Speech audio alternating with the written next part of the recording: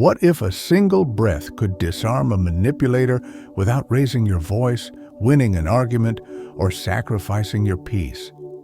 If you stay with me to the end, I'll show you the precise, practical move that turns a liar's favorite questions into empty theater.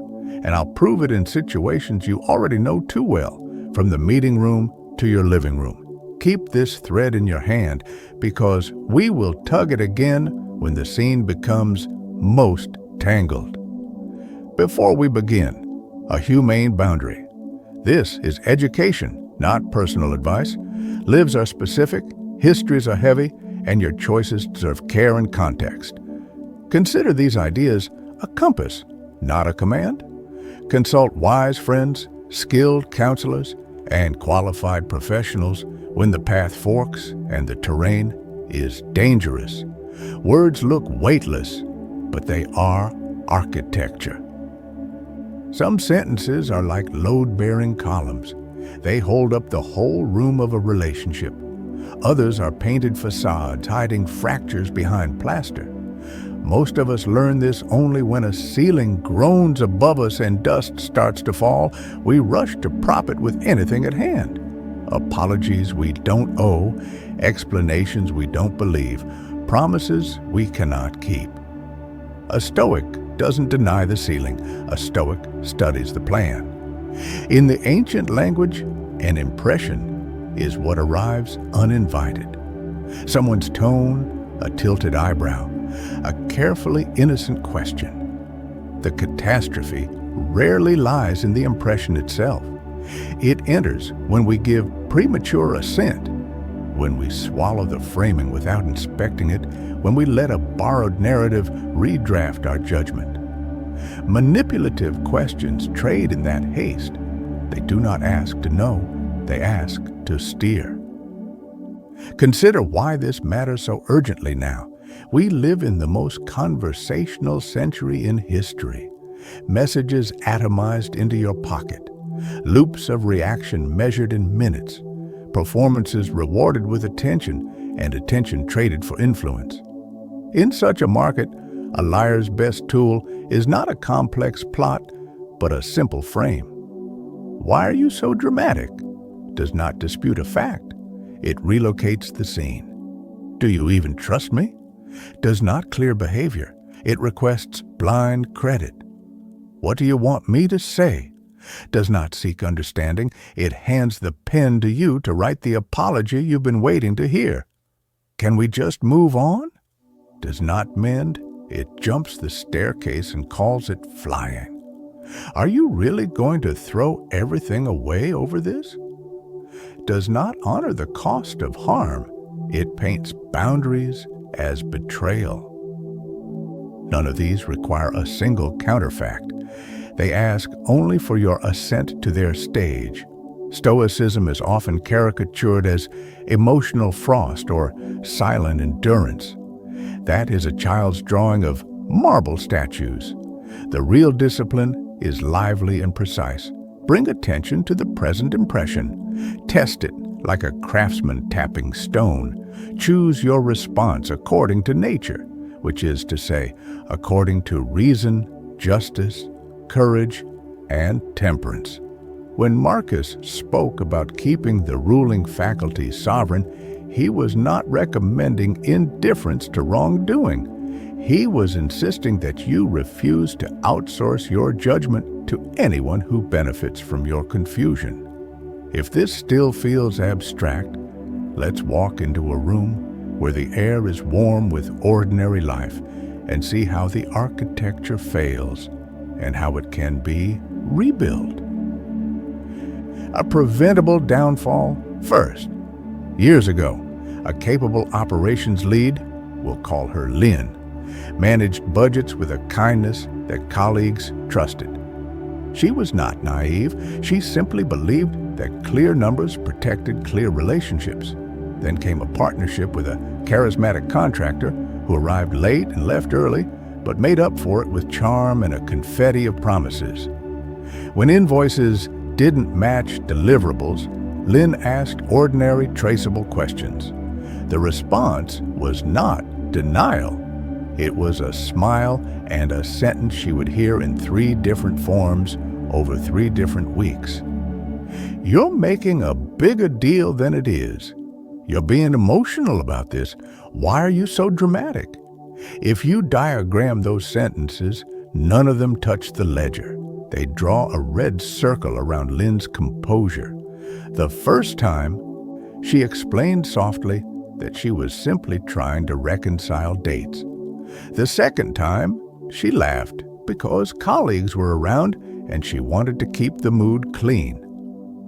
The third time, she felt something new, a thin coil of shame beneath the ribs, as if her insistence on clarity were a kind of rudeness. Soon the invoices kept coming, the deliverables kept shifting, and the relationship calcified around a rumor that Lynn was difficult. What would a Stoic architect advise at the very first hairline crack? First, mark the impression, I feel my body tense.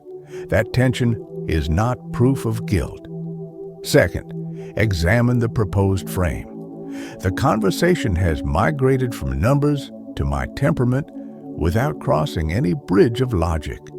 Third, redirect to the load-bearing column, the fact pattern. Imagine Lynn anchored by 3 questions she quietly asks herself. What has happened?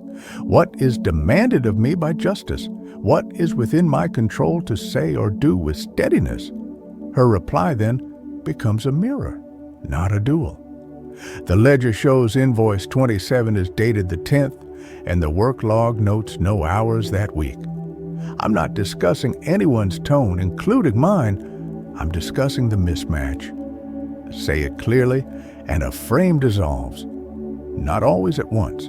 Sometimes the contractor smiles again, sometimes they escalate. But clarity is not a spell to control others. It is training to keep your judgment yours. And in the end, Lynn learned what the Stoics mean by courage, not harshness, but the refusal to let your conscience be gaslit into apologizing for existing. Another story, a delayed awakening that taught a hard lesson. A student, we'll call him Jonah, joined a lab where mentorship came wrapped with intensity and praise.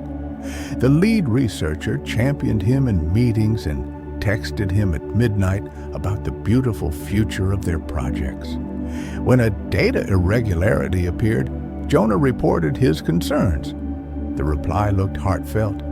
Do you trust me? In the early days, that question felt like a bond, as if trust were a warm rope pulling them together. Over time, it hardened into a gate. Raise an empirical question, and the key demanded was faith. Jonah, like many good people, confused charity with passivity. He was patient. He waited. He tried to be the bigger person. Months later, the irregularity grew into an unfixable flaw, and the paper was withdrawn. Only then did the question change shape in hindsight. It was not an invitation to loyalty. It was an evasion of scrutiny. The heartbreak was not only professional, it was philosophical. He realized he had granted assent, not to evidence, but to the flattery that he was part of a special circle where trust could substitute for accountability. The Stoic correction is not cynicism. Trust is not foolish. Unmeasured trust is. In the ancient view, trust is a judgment tied to repeated observation, like confidence in a ship you have sailed through many storms. You don't doubt every board, but you do inspect the hull after collision. You don't assume malice in a friend, but you don't make loyalty a veto on reality. Jonah's awakening began the night he finally opened his journal, not to ruminate about the lead researcher's character, but to list facts and feelings side by side without letting either swallow the other. This happened. My chest felt tight. The data showed X. The request asked for Y. He saw that trust had been invoked not as a bridge to clarity, but as a fog. His response, slowly learned, aligned with Stoic discipline. I'm willing to trust you in proportion to what you make verifiable. If that trust is wounded, then we repair it with behavior, not with theatrics. The next time someone asked for immediate faith, he offered immediate transparency instead. It cost him a circle that had never been safe. It paid him back with a quieter mind. If you listen closely, you can hear the skeleton of the manipulative frame. It trades your standards for their sentiment. It invites your assent to a picture that feels humane and generous, but leaves you standing on a stage where facts are props. The remedy is not to shout down the stage, it is to step off it. This is where the breath we promised in the opening becomes more than a metaphor. When a charged question lands about drama, trust, or loyalty, your body offers you something precious, a gap. That single breath is not a retreat. It is the clearing in which you declare the terms of the conversation. In that pause, you name the tactic to yourself. This is a relocation from facts to feelings, and you bring the exchange back to the event with one sentence that quietly redraws the room. I'm not evaluating emotions right now. I'm examining what happened and what repairs are appropriate. The liar cannot argue with your heart rate. They can try to argue with a clear fact pattern. Your breath protects your judgment long enough to choose the second over the first. But what of the question that arrives disguised as humility? What do you want me to say? This sentence often arrives after evidence has been laid out and the room is heavy with consequence. It sounds like surrender. It is often a stagecraft. The speaker requests a script, not so they can inhabit the truth, but so they can read the lines. Stoicism has no superstition about apologies. They are good when they are real, and they are empty when they are performed to dodge the work of repair. The discipline of action, what Epictetus would call the sphere of our doing, asks for 3 joints to be properly set if anything is to heal. Acknowledgement of the deed without evaporation into vagueness. Acceptance of responsibility without distributing it into the air. And commitment to specific changes that prevent repetition. What do you want me to say? Is a hand held out for a teleprompter. A better hand is offered when someone says, "Here is exactly where I failed, and here is how I will build a practice that makes the failure less likely." If you are on the receiving end of the script request, you do not need to become their playwright. You can say, gently and firmly, that what you require is not a set of words, but a pattern recognizable in daylight. The point is not to be hard. The point is to be clear, because clarity is the kindest thing in the long run. There is another line that feels peaceful and is anything but. Can we just move on? Peace is a lovely thing. Pretending to have it is not. Moving on is the final step in a staircase that includes observation, accountability, and repair. To call the elevator and pretend the floors in between don't exist is to stay trapped in conflict while renaming it harmony. The Stoic art of time helps here. They advise us not to live in the future by fantasy or in the past by punishment. But they also forbid us to tell ourselves a story that skips causes and effects. If a friend says, "Move on at the very moment the work begins," you can honor the desire beneath the sentence.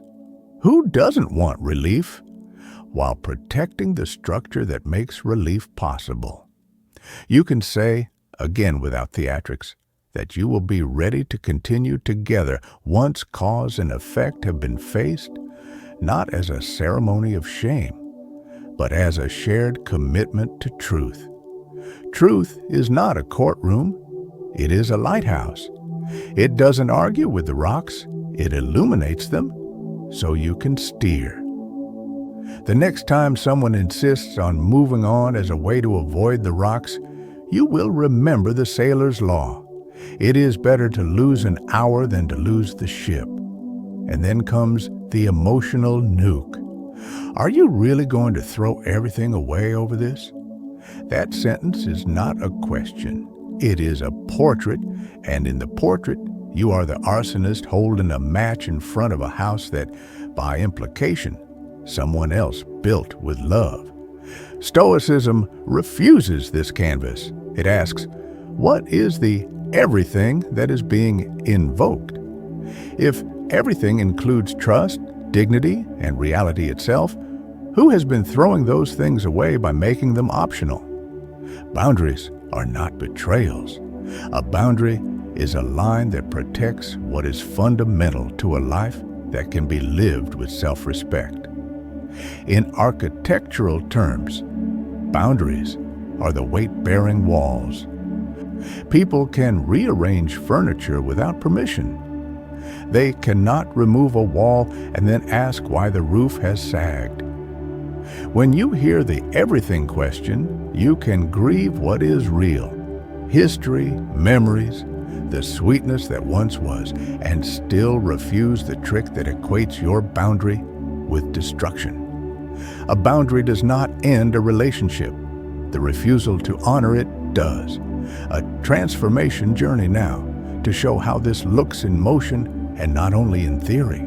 A father in his 40s, we will call him Raphael, had grown used to carrying the atmosphere of his childhood into every room.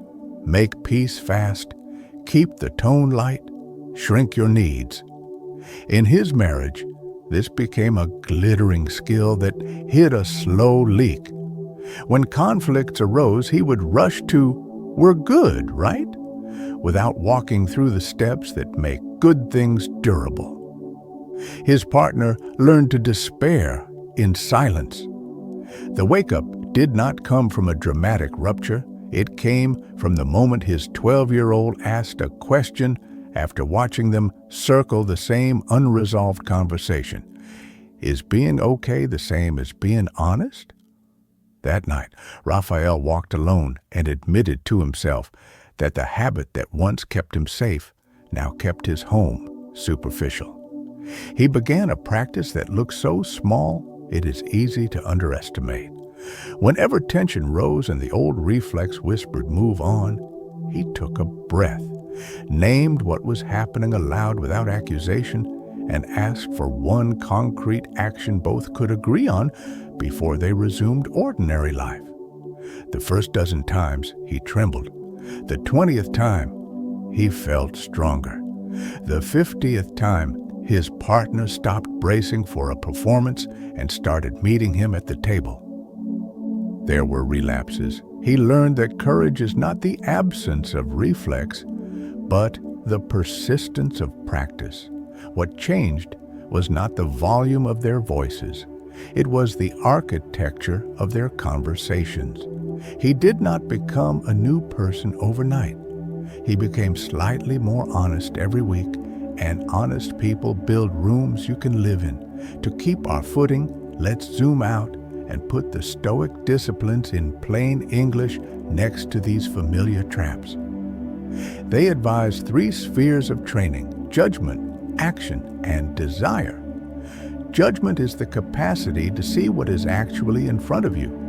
Action is the art of choosing what is truly yours to do.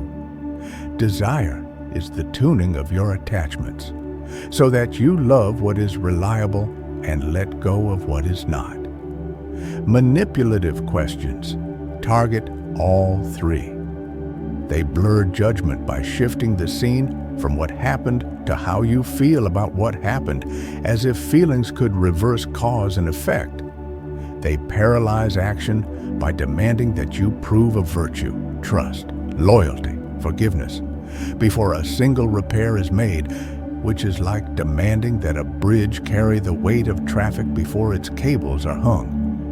They warp desire by teaching you to crave relief from discomfort more than reality itself, which is how you end up calling a ceasefire while the other side keeps shooting. The Stoic counter is not mystical. It is practical. Keep returning to the event. Keep choosing the next honest deed. Keep teaching your heart to love the ordinary work of truth more than the sugar rush of premature peace. At this point, you might be wondering whether a philosophy that prizes inner sovereignty risks turning you into a cold judge who cannot forgive. The Stoics have answers that modern ears need to hear carefully. Forgiveness is not amnesia. It is the refusal to let rancor run your life. Boundaries are not exile. They are the lines within which living things grow. Compassion is not enabling. It is the choice to see another's nature clearly and to act in ways that serve both of your better selves. If you want a test that keeps you human while you hold your ground, try this. Ask whether the action you're about to take would be good advice for two strangers who deserve a decent life. Would you advise an unknown colleague to accept an apology that is only a pose, to trust where there is no pattern, to skip accountability because the conversation is uncomfortable?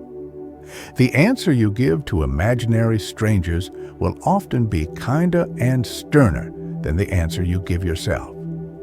Adopt it anyway. It is often your best self speaking. The open loop from the beginning wants to close now. That single breath that disarms a manipulator, what exactly is it? It is not the air. It is what you do with the gap. When the charged question lands, do three things in the space of a heartbeat. Return to your senses, literally. Feel your feet in your shoes. Name the tactic silently, like a naturalist labeling a bird, shifting the frame, soliciting blind trust, outsourcing the apology, rushing the timeline, weaponizing the cost of separation. Then redirect with a sentence that is both soft and made of granite. You can craft your own, but its bones look like this. I'm going to stay with what happened and what would mend it, not with judgments about anyone's tone or loyalty. In any language, that sentence is a door that opens onto reality. If the other person wants reality, they will join you there. If they do not, you have learned something crucial without raising your voice. None of this makes you invincible. It makes you congruent. That is the Stoic promise, not invulnerability, but integrity. In practice, that integrity is a collection of small moves you make consistently until they become your style. You write short summaries of difficult conversations so history can't be rewritten by mood. You rehearse one or two sentences that return a frame to facts so you're not caught improvising when your heart is pounding. You journal at day's end, not to live in the past, but to clean your internal mirror, so tomorrow's gaze is clear. You train like an athlete, because conversation is a sport with stakes. The repetitions matter. They build micro habits, noticing, naming, redirecting. When the big moment comes, you won't find a new self. You will find a practiced one. Let's revisit the stories briefly and watch how they resolve under this training. Lynn learned to hold the ledger in one hand and her calm in the other, refusing to let either be knocked free. The partnership changed when she stopped defending her temperament and kept honoring the numbers. She lost nothing worth keeping. Jonah grew from a student flattered by proximity into a researcher who anchored trust to transparency. He found mentorship again, but this time he brought a measuring line and offered it as a gift, not a suspicion. Raphael, The father who confused quick peace with true harmony learned to walk the long staircase with his partner step by step. They are not saints. They are travelers who carry the right map, and it shows. If you want an image to hold after the video ends, picture a ship leaving harbor at dawn. A manipulative question is a current angle just so. If you don't notice, you'll miss the headland by miles and spend the day correcting course. A single breath is you glancing at the compass. Naming the tactic is you noting the set of the tide. Redirecting to facts and fair repair is you realigning the bow to the true line. No one applauds a captain for glancing at instruments. They simply arrive where they intended to go. Steer your conversations the same way. Quiet, steady, aware. In case the mind still worries that Stoicism is too hard for tender hearts, let this be said plainly. Stoicism is not about hardening. It is about harmonizing. The ancients believed that a life in tune with reason is also a life in tune with care, because justice without cruelty is more secure than any performance of niceness. If you have ever walked out of a talk that smoothed everything over and felt something inside you drop by an inch, you know that niceness can be expensive. Choose dignity instead. It may cost more in the moment. It is cheaper over a lifetime. As you step back into your day, carry these micro-summaries sewn into the lining of your coat.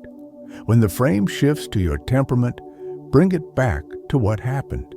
When you are asked for trust as a down payment on clarity, offer clarity as a path back to trust. When someone asks you to provide the lines for their apology, require actions that would make lines unnecessary. When you are urged to leap to the end of the story, choose the next earned page instead. When your boundaries are accused of destroying everything, remember that everything worth keeping can live inside a respectful line.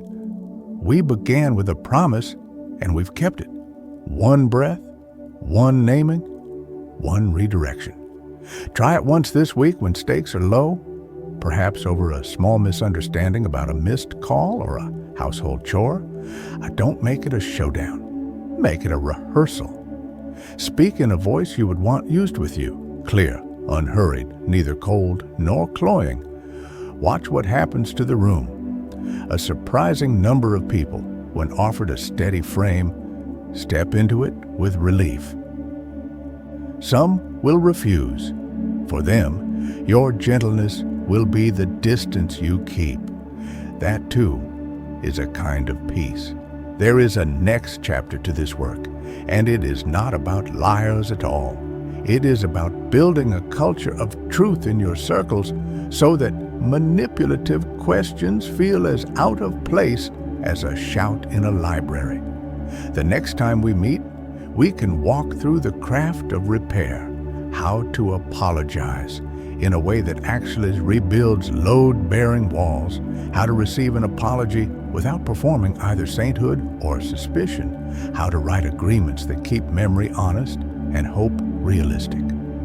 It is a quieter topic, but it is where good lives happen. For now, take the compass with you. Breathe once. Name what is happening. Walk back to the facts. Act in a way you would counsel a stranger to act if you love them. Close the door gently behind you, and let the room you are standing in be sturdy enough to live in.